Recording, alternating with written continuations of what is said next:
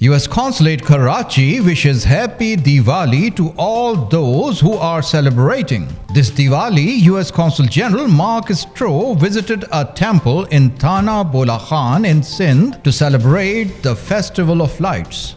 Speaking to the people at the Shri Guru Mangal Gir Ashram, Consul General Mark said, Namaste. I am honored to be here at the Shri Guru Mangal Gir Ashram in Thana Bola Khan in Sindh to celebrate Diwali, the Festival of Light. I want to wish a happy Diwali to my hosts and to all those who are celebrating the Festival of Lights in Pakistan, in the United States, and around the world. For Hindus, Jains, Sikhs, and Buddhists, lighting the lamp, the diya, is a reminder that light will prevail against the darkness, and a bright dawn is just over the horizon. America, like Pakistan, is a great and diverse nation, and we are united by our respect and appreciation for the religious traditions of all of our people. I'm honored to celebrate this day here while traveling through Sindh and to be a part of the rich traditions that define American and Pakistani values.